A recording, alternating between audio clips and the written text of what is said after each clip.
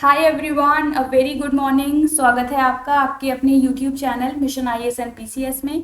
I hope you guys are doing well. आज है 26 अगस्त 2023 and इस वीडियो में हम करंट अफेयर्स से रिलेटेड इंपॉर्टेंट क्वेश्चंस को डिस्कस करेंगे जो कि आपके एग्जाम्स में आपको बहुत ज़्यादा हेल्प करेंगे। गाइज, ये है हमारा क्विज नंबर 41। अगर आपने इससे पहले की क्विजेस को सॉल्व नहीं किया है तो प्लीज़ उनको सॉल्व कर लीजिएगा, क्योंकि ये एग्जाम्स में आपको बहुत ज़्यादा हेल्प करेंगे और ये डेली प्रैक्टिस ही है जो आपको फाइनल डेस्टिनेशन तक पहुंचाएगी।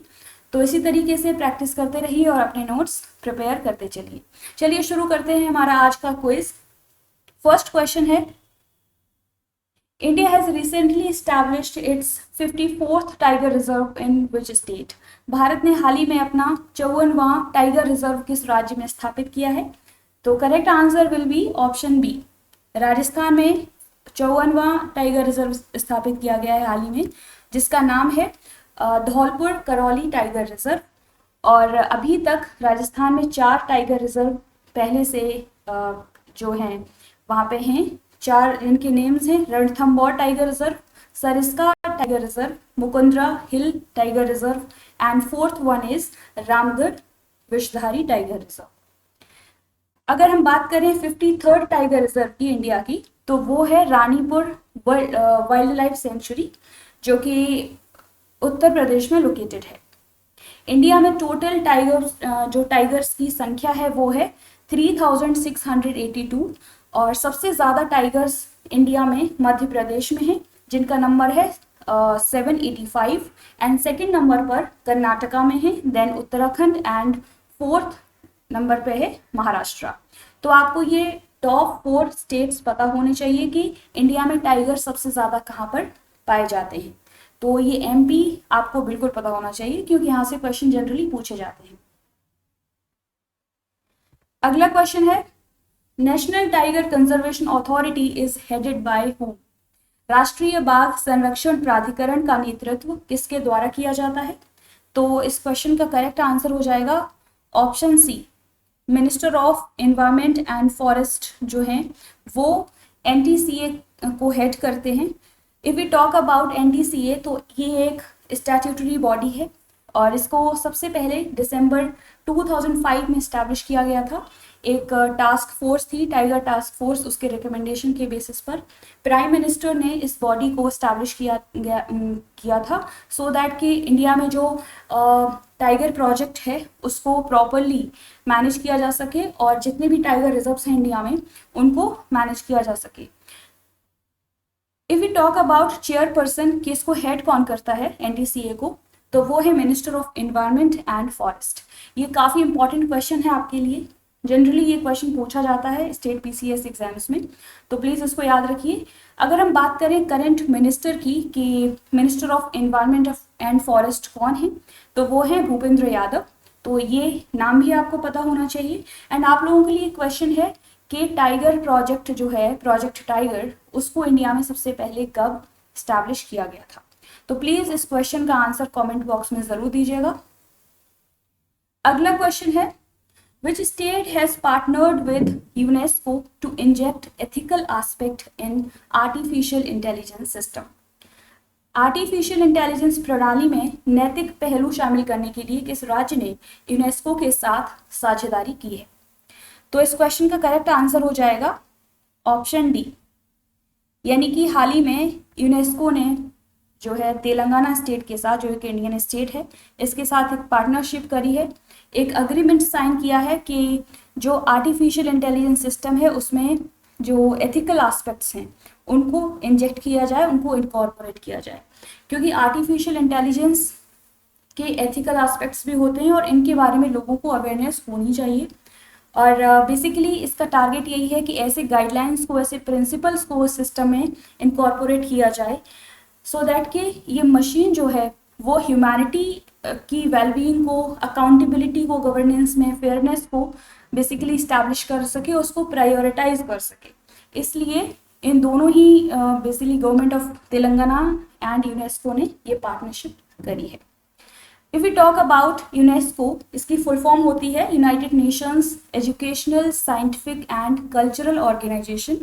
ये एक यूनाइटेड नेशंस की स्पेशलाइज्ड एजेंसी है जो कि ग्लोबल लेवल पर पीस एंड सिक्योरिटी को प्रमोट करती है through cooperation in education, arts, sciences and culture. इन सभी फील्ड्स में कॉपरेशन के जरिए के द्वारा शांति एंड सुरक्षा को बढ़ावा देने का काम करती है यूनेस्को। यूनेस्को को सबसे पहले स्टैब्लिश किया गया था 16 नवंबर 1945 और इसका हेडक्वार्टर है पेरिस जो कि फ्रांस की कैपिटल है। तो ये कुछ इंपॉर्टेंट फैक्ट्स हैं यूनेस्को से रिलेटेड जो आपको बिल्कुल पता होने चाहिए। एक तो ये इंटरनेशनल बॉडी है और प्लस में ये क्योंकि अभी हाल ही में ये न्यूज़ में है तेलंगाना के साथ जो पार्टनरशिप हुई है इस बॉडी के साथ, तो आपको ये क्वेश्चन पता होना चाहिए, ये फैक्ट्स लर्न होने चाहिए।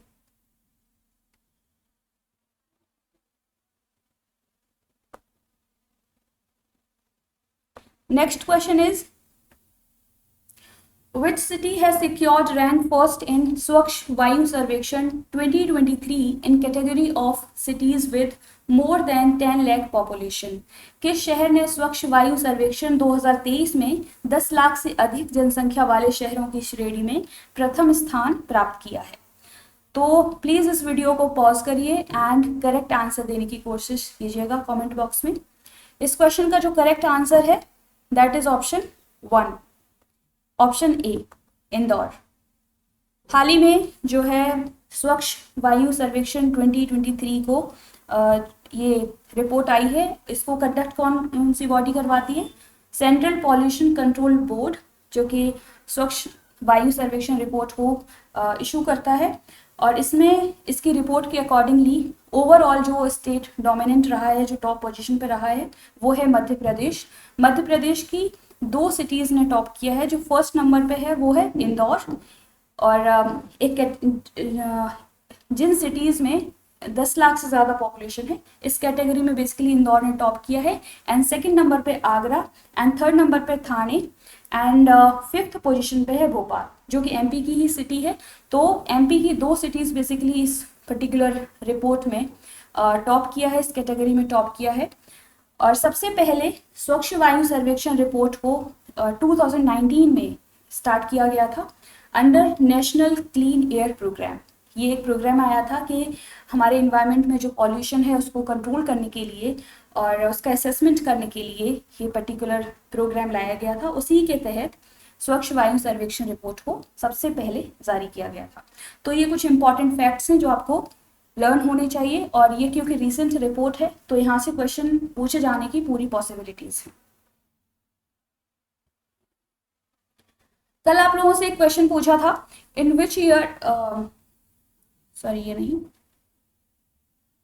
Yes, which among the following is not a member of BRICS group?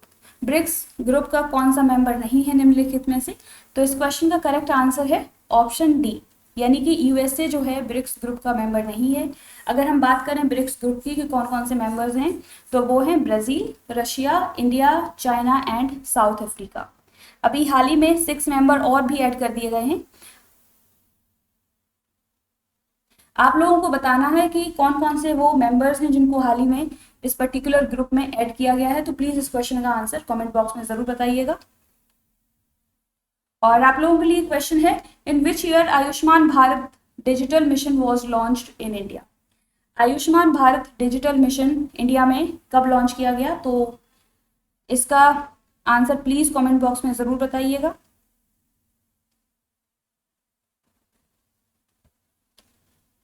एक और क्वेश्चन जो आप लोगों के लिए अभी बेसिकली छूट गया था यहाँ पर, India's first Ayushman Bharat digital mission microsite is launched in which state? Bharat का पहला Ayushman Bharat digital mission microsite किस राज्य में लॉन्च किया गया है? तो इस क्वेश्चन का जो करेक्ट आंसर है दैट इज ऑप्शन डी, यानी कि मिजोरम में जो है इंडिया का पहला Ayushman Bharat digital mission microsite को लॉन्च कर दिया गया है।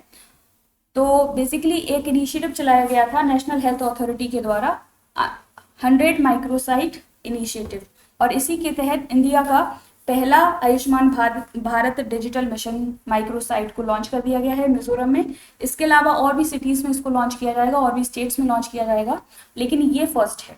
तो आपको ये याद रखना है। और इसका टारगेट यही है कि जो हेल्थ केयर सिस्टम है उसमें डिजिटलाइजेशन के एडवांटेजेस को इनकॉर्पोरेट करना।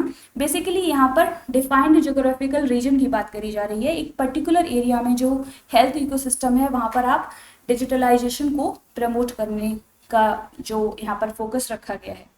एजावल जो है, जो कि मिजोरम की कैपिटल है, वो अब फर्स्ट ABDM माइक्रोसाइट के नाम से जानी जाएगी और बेसिकली ये फर्स्ट साइट बन गई है इस पर्टिकुलर मिशन को लॉन्च करने वाली। आई होप आपको ये वीडियो पसंद आई होगी। अगर आपको ये हमारा इनिशिएटिव पसंद आता है तो प्लीज़ इसको सपोर्ट कीजिए, लाइक कीजिए, शेयर कीजिए एंड सब्सक्राइब कीजिए हमारा channel mission IAS and PCS। And daily current affairs से रिलेटेड इंपॉर्टेंट क्वेश्चंस को प्रैक्टिस करने के लिए जुड़े रहिए हमारे channel mission IAS and PCS से। एंड इसी तरीके से keep learning, keep practicing these daily questions. आज के लिए इतना ही। Thank you, take care, bye bye.